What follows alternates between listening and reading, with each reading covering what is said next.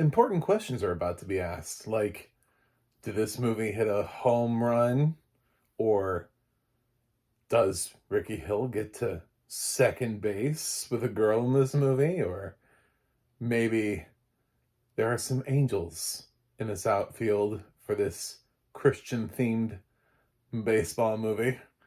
All of these terrible dad jokes are definitely a good representation of The Hill, which is currently available on Netflix, sadly without audio description.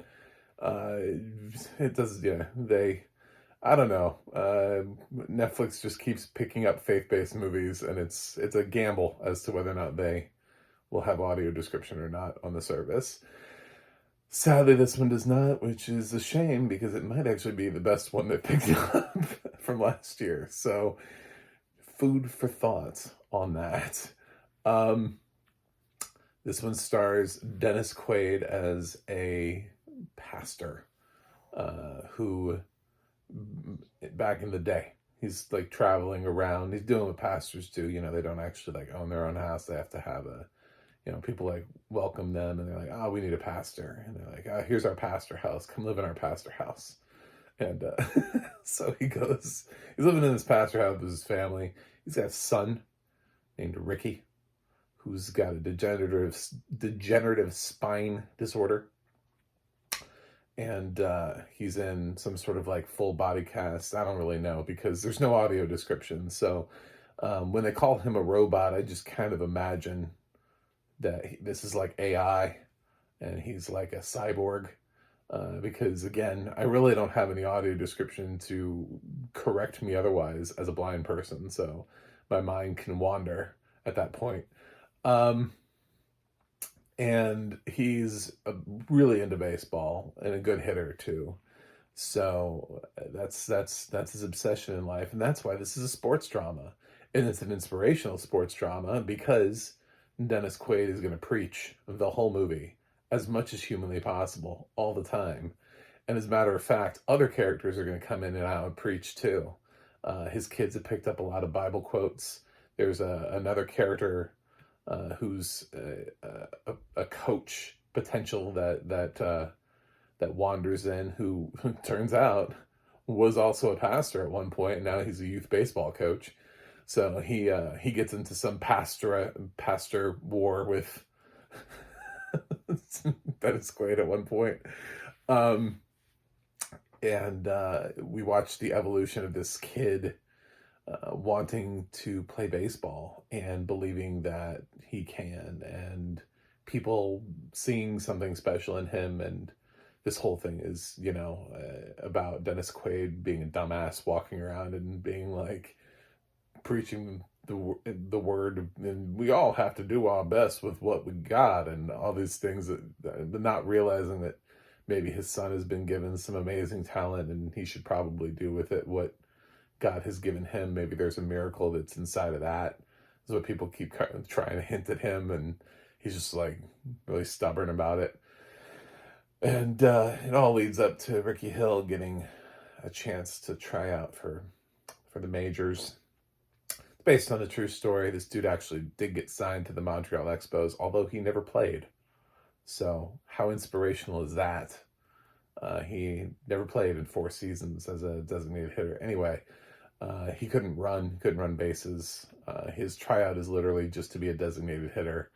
And he spent some time and then retired at the age of 22 because his degenerative condition just made it too hard for him to continue on. So ended up marrying his girlfriend and living on his life until they divorced, and I'm sure more depressing shit happened to him after that. So it's just, yeah, it's an inspirational sports drama that shapes itself like an inspirational sports drama. It works really well as what it is. I like the score. The performances here are good. I was really excited to see people like Scott Glenn and Bonnie Bedelia pop up. Honestly, they just don't get enough work. They're both fine actors. Dennis Quaid actually is really good as a pastor. It's like the role he was born to play, I guess. He has a great interaction early on in the film with a couple that's like smoking and chewing in church, and they're like arguing about why they should be allowed to do it. They're like, God didn't. I'm not going to stand for this. God didn't put me. I should be able to smoke during. I was like, oh my, these people, these people right here. Anyway, like, why are you here? Like, no one's forcing you to be here. Um. So yeah, it's definitely faith based, and it's good. Like, it's a well made movie. It doesn't feel like there's. I didn't feel like a you know weakness in the quality. Like, sometimes faith based films feel under budgeted. Luckily, if you can be faith based and then interwoven with a major studio, they'll give you the budget and they'll hook you up with a team that will actually make your film look good and sound good, and actors who can play out the parts. Otherwise, you can get some stuff that's just really not great. This works on every level. I just wish I had audio description. It's hard to watch a film about baseball and to get these dramatic scenes where somebody's about to throw a pitch, but these are all like visual cues. First of all, I have no idea what his brace looks like and how involved it is or anything like that, because there's no audio description for that. I don't know. I don't. Is it even like a full body cast, like top to bottom? Like, what's this look like for this kid? So, and in addition to like really simple things like never knowing what any of the buildings look like or any of the people, or and that whole all of that, there's no description, so I don't know what anything is. But conceptually, like the film, yeah, I thought it was interesting. I thought it was fine, it was entertaining, and it did what it needed to do as an inspirational sports drama. For what it's trying to do, I thought it was effective. Is it the best sports drama I've ever seen in my life? No. Um, is it the best inspirational film I've ever seen in my life? I don't know. I don't know. I don't know. It didn't feel like it was too heavy-handed. It actually oddly felt like it wove any sort of preaching it wanted to do. For people who are like, I avoid faith-based films, I felt like all the preaching that was in here felt really organic. It didn't have any like over the top moments where like we just stopped and had a discussion. Ever since I've seen Kirk Cameron Saving Christmas, I've just changed my mind on like the potential of how bad faith-based films can be. Because that's not really a film. It's just Kirk Cameron like it should just be called Kirk Cameron Wants to Talk to You About Christmas. Like, just don't even play. There's no plot to that film. There's nothing happens. He just has some ideas that he wants to put out on the film. People probably still would have shown up if he had just been more honest about it.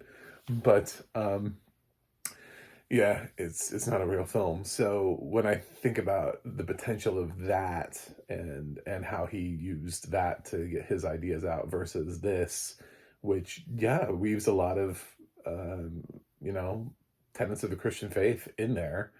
It does it in a way that feels like it fits the film, but it also does it in a way where I think people who are looking for faith-based cinema are going to be like, yeah, this makes sense. And plus, it's an inspirational story about a guy who by all accounts should not play professional baseball, should not even be able to play sports, who somehow manages to at least live the dream of getting drafted, to a major league team. So I just wish this had audio description. I do believe it does have audio description on demand, so there is an available track that's just they're not using. So shame on you, Netflix. But I can't really grade this. It would be. I'll say this pretty safely because I don't think the audio description is going to change it. If I was a tomato meter critic, it would be fresh. I just don't, as far as the specifics as to like where on that grade scale, there's some stuff that I need questions answered, but I don't think this is high enough away from my, I don't know, is this fresh or rotten point that I would say I would go fresh on this. It doesn't really have a very high critic score. Metacritic score is like a 48 on Metacritic. So, but it is kind of expected. It's a little schmaltzy for them. This is the kind of thing that I think a lot of general audiences will get into, and the people who want this film will like it. But I don't think that this really speaks to cinephiles. Although Dennis Quaid does a really good job. So, as far as factual representation, since that seems to be a thing every time, there was a huge debate about Sound of Freedom, and listen, seriously, Anna Paquin does not exist. I always bring that up every time somebody is like, but the movie plays a lot with Anna Paquin doesn't exist in Fly Away Home. The character never, he doesn't have a daughter. They added an entire character just to make that movie work for you. And critics adored it. And they're like, oh my God, this movie's adorable. This movie's amazing. This movie wouldn't work because Anna Paquin wouldn't be there. It would just be Jeff Daniels and some birds. Tell me how much you like that movie. Because that's what the real movie is. That's Mother Goose for you. Father Goose for you. So anyway, yeah. So it's the biggest stretch here is the fact that his dad never actually saw him play baseball, but they make an inspirational moment out of it.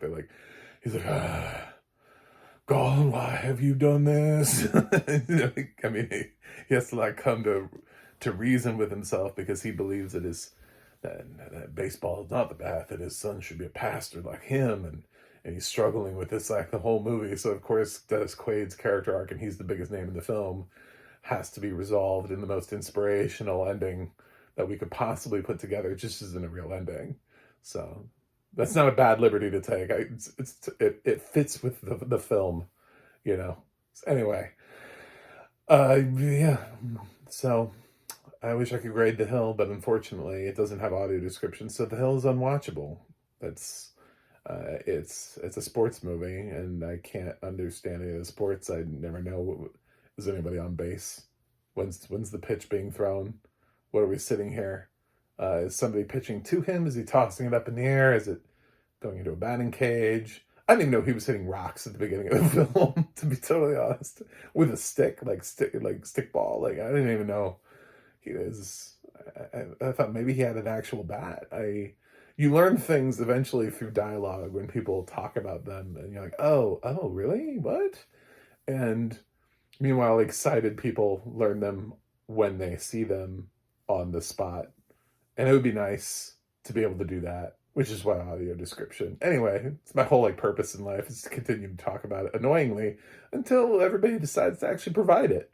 So click that subscribe button, because I know you're really obsessed about audio description too. I can tell it. I can see the look on your face. I have a website, MacTheMovieGuy.com. You can follow me on X, Threads, or Instagram at MacTheMovieGuy. You can go to the audio description project, adp.acb.org. It'll let you know what is audio description, where you can watch it. And you can go to the adna.org. That's the adna.org. It'll let you know who's narrating your favorite films and television series. That's it for me today. I will watch something else and see you guys on the other side.